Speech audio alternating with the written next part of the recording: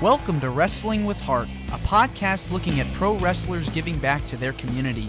Join me, Stanley Carr, as I interview wrestling's hottest names who use their platforms as entertainers to raise awareness and do community service. Hello, and welcome to another edition of Wrestling with Heart. This is the podcast where we chat with pro wrestling's biggest names and hottest names, talking to them about their careers inside and outside the ring, as well as talking about their work out in the community, doing acts of community service and charity work. And with me today is the son of the legendary handsome Jimmy Valiant, the Boogie Boogie Boy. He is a former Southern Heavyweight Champion, former Tag Team Champion, the one and only Gary Vailant. How are you doing tonight? Good, sir. How you doing? Good. It's a pleasure having you on, speaking with you. And I want to talk with you about your upbringing. Where did you grow up? Nashville, Tennessee. So you're from Nashville? Yes, sir. Music City, okay. Yes, sir.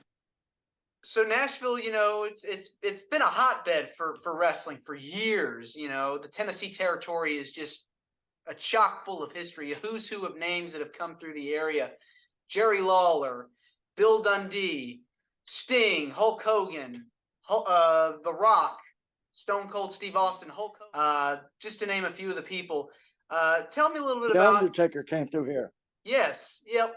Yeah. Yes, he did. The Undertaker was actually was married to a young lady right out of West Nashville from Hillwood High School. Oh, wow. Yes. No doubt. No kidding. Wow. That's awesome fact right there. For those of you who've followed wrestling for a long time, pretty awesome connection there. So Nashville, Tennessee, you grew up in Nashville. What can you tell me about some of your earliest memories growing up as a wrestling fan? Well, my dad was always on the road, so I was always, wanting to be, whatever he wanted to do, I wanted to be there. And the fairgrounds in Nashville, every time he was here, I would always go. And so it was, I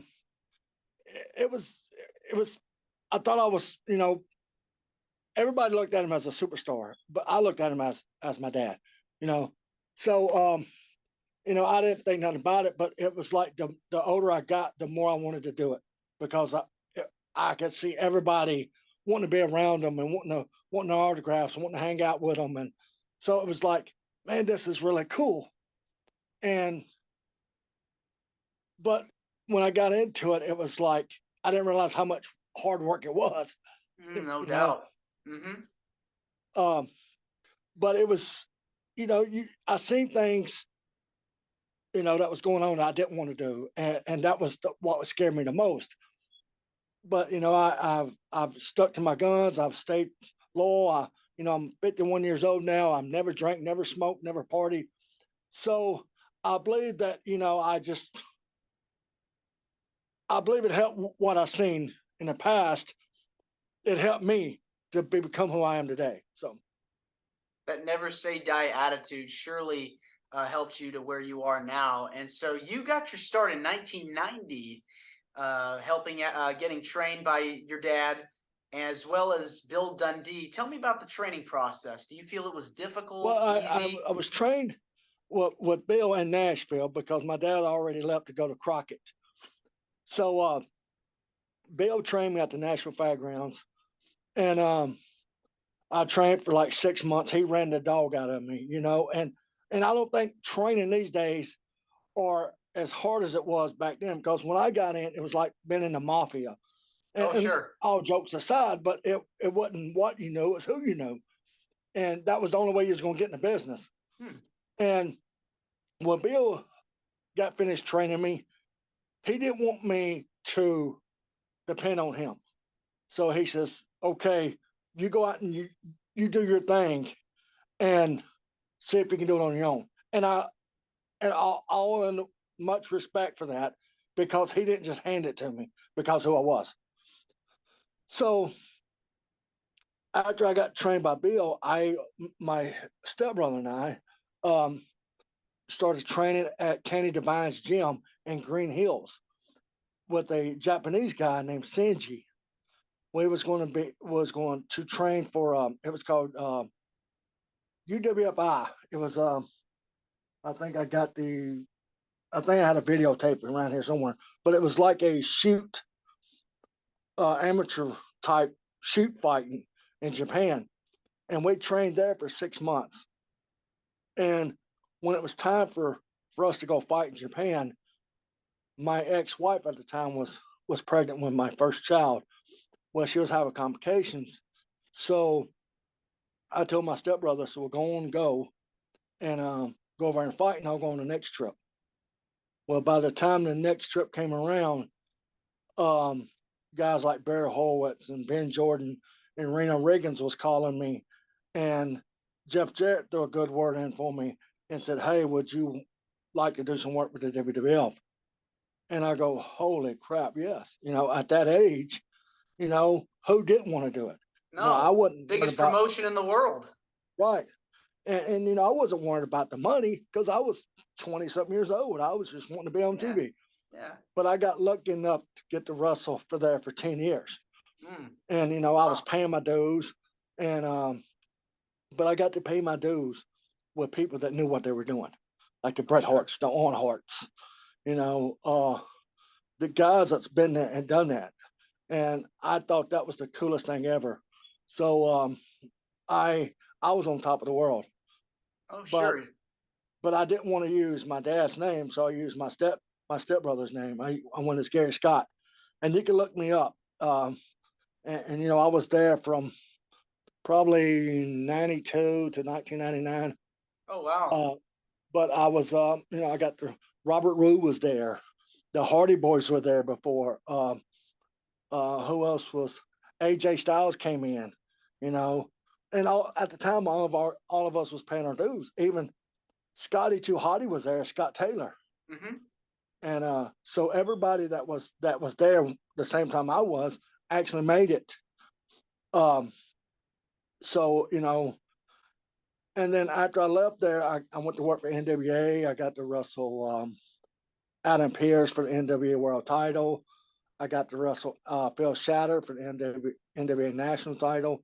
So yeah, I just worked my tail off and just kept working and kept working. And I didn't want to be my dad. I didn't want to be him. I just wanted to be half as good as him. And that's why I didn't want to go out and drink. That's why I didn't want to go out and party because I didn't want to go and destroy everything he worked for. Does that make Right. sense? Yeah, yeah. I mean, you often hear a lot of times about wrestlers who go on to have kids of their own, like second generation stars, third generation stars, and they're making it in the business. They're huge, and so it's kind of rare to see uh, somebody going in a different direction with their life compared to their dad. Right. You know. And so, kind of, you had mentioned you went to Japan. Tell me about the differences between wrestling here in the States versus going overseas. Well, in Japan, it was more real. I think that's how Dana White uh, became so big in the States because in the 90s, wrestling in Japan was like NFL football here. Mm, It was that's what it was. It was the biggest thing ever.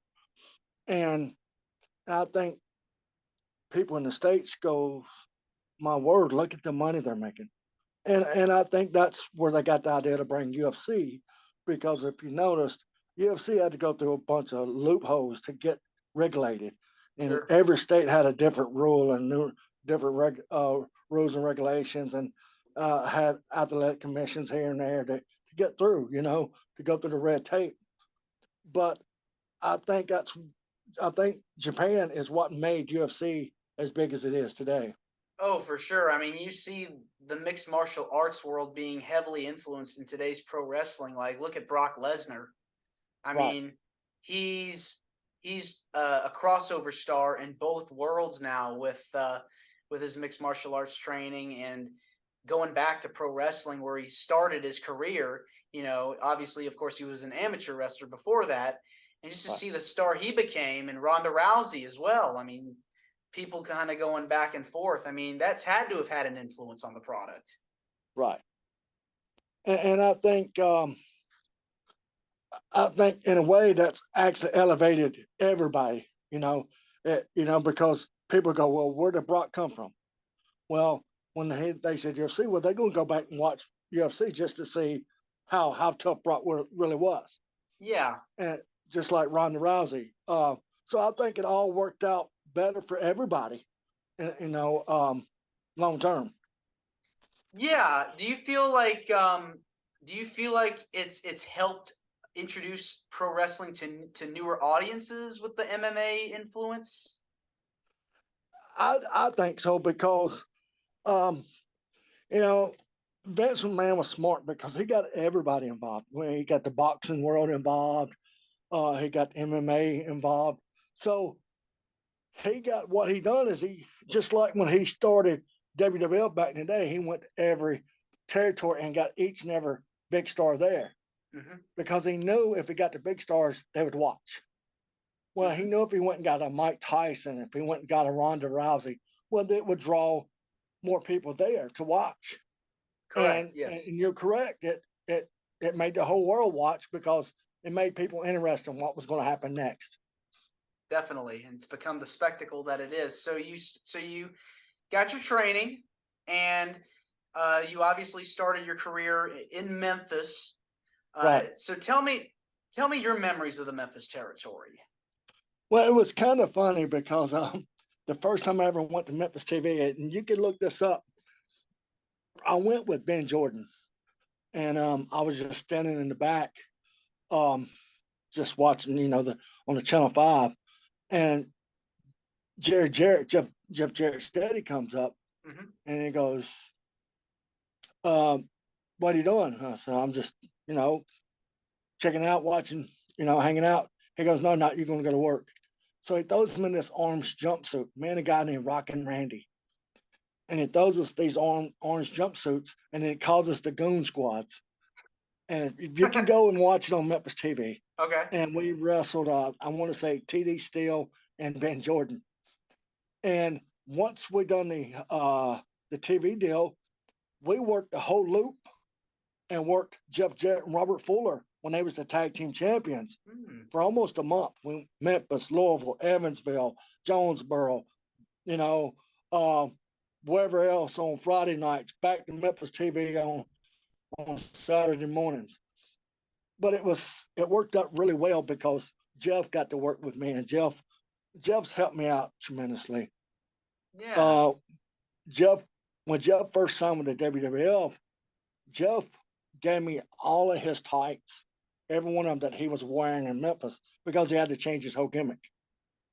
And Jill, his ex-wife, the one that passed away, she made them for him. And I'm talking about somebody like Jeff Jarrett giving you something like that, that meant the world to me. And I have almost respect for that guy.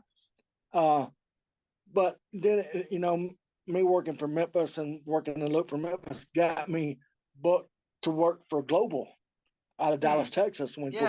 When Memphis and Global was working together, you remember when Memphis went in and I think purchased the Texas territory. Yeah, they had like a what was it? They combined the two promotions. They merged the two for a while. Yeah, and then after that, I think there's somebody that came in and wanted to try to start a new company called Global Wrestling Federation, and they had Eddie Gilbert as the booker. Yep. I think that's where Booker T and Stevie Ray started as Ed. Yep. Harlem Experience. Heat. Yep. And then that's where Steve Austin started as Steve Williams, because he was tagging up with a guy named Ron Price. And then after the Global, that's where I first met the Lightning Kid, now X-Pac, and Jerry Lynn, one of the greatest lightweights that probably ever walked the earth. But it got me elevated to work for Smoky Mountain Wrestling for Jim Cornette. So I I went out and I paid my dues, but I wanted to pay my dues the right way. Also, you work for the NWA, the National Wrestling Alliance, and you mentioned earlier that No, you got to wrestle Adam Pearce for the right, title. and that's when he was on the top of his game. And no matter if I won or lost, he done a radio interview like 2 days later, and what he said about me, it didn't matter if I won the belt or not, because the kind words he said about me afterwards, it blew me away, because he said that he thought I was one of the best sellers that he ever worked. And coming from Adam Pearce, that meant a whole lot, and that was something he didn't have to say, but here we go again. Adam Pearce is a true professional. So he's going to, even though if he's a champ or not, he still is going to put somebody else over. And I thought that was really, to me, I thought that was really cool. You've done some humanitarian work of your own too. You've worked for different, done some charity work outside the ring, community service. Tell me about some of the stuff that you've done. Yes, me and my lady that I'm with now, we try to go every Thanksgiving or Christmas, just whenever ones that's not filled up. We go to a place called the National Mission downtown, and we hand out food for the homeless. So that really is, until you see how the people live, you can't really put it to words. But I just feel that if God can bow down and wash people's feet, why can't we? Sure. Who are we to judge somebody else? And I think the biggest eye opener was when my son and I, my oldest child, we went to Dominican Republic for a missions trip, and we was there for 7 days. And for like 3 days, we worked on a church, but it wasn't just working on a church. We was laying the brick. But what people don't realize is it was no concrete mixers there. It was, we had to mix the the the, the rock and the sand, mix it together, by hand. We had to get the water out of the well to mix it. We had, wasn't no scaffold. We had to stand on a brick and put another brick Oh up. wow. So uh, and then we went and we visited their school, but didn't realize that they go to school at night because it's a whole lot cooler, because they don't have air conditioning. And then we went down to a place called the Black Hole. It is like a big hollow that you walk down, and they tell these people there. They says, "Well, if you can build it, you can live there." Well, it's like 10 walls, metal walls, whatever, uh, just whatever they can find to build, and dirt floors, uh, and you could watch this stuff on TV all the time, but until you there and you see it and smell the rumble and see how people live, you have kids, laying in the middle of the middle of the yard or the middle of the field with pigs and cows, and we went. They had a little feeding center down there that the church went and fed the kids, and my son went and gave one of the kids it was like a plastic plate, but there was different colors, and the kid told my son, he says, no, they're wrong color.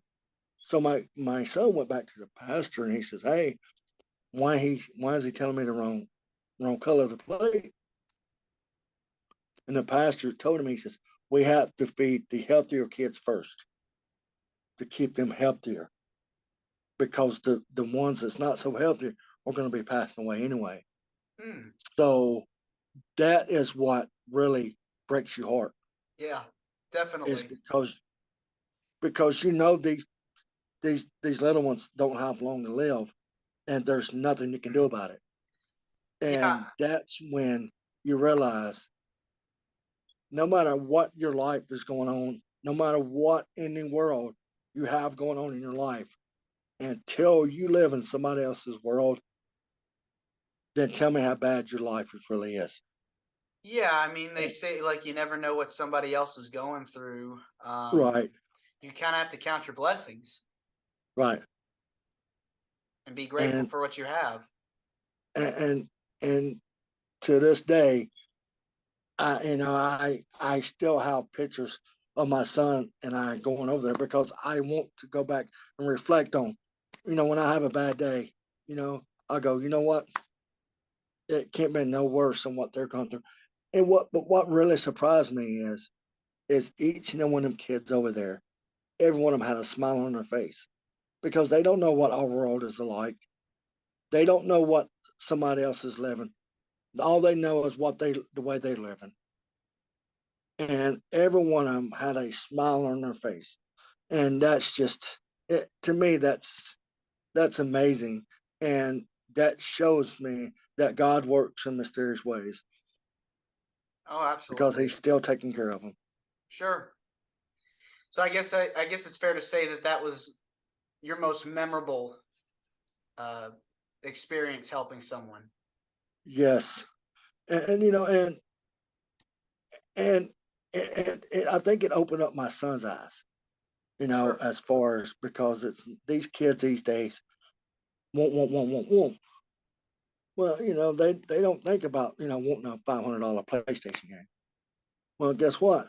Them kids over there are playing baseball with a broomstick and a Gatorade top, you know, and that's when you go, this is this the way you want to live? And I bring that up all the time to different kids Hmm. because the kids these days do not see the morals or see what really what the meaning of you know needing something is really like. Sure. Sure. So Well, listen, Gary, I just want to say thank you very much for coming on the show. It means a lot to me, and I'd love to have you on again soon. thank you so much, and it's really such an honor and a true blessing to be able to talk to you. I'm sorry if I talked your head off, and No, but no, no. but It's I this is great. but I really appreciate everything that you do, and I appreciate you having you getting the word out there, and I wish there was more people out there like you that to push the word. And God bless you, my friend, and you're more than welcome. No matter what it is, if you need anything, please don't hesitate to get hold of me. I appreciate it. Thank you very much. And thank you, sir. Take Bye. care. This is Wrestling with Heart. I hope you found this podcast to be informative and entertaining. If you did, please hit the subscribe button and look out for the next edition.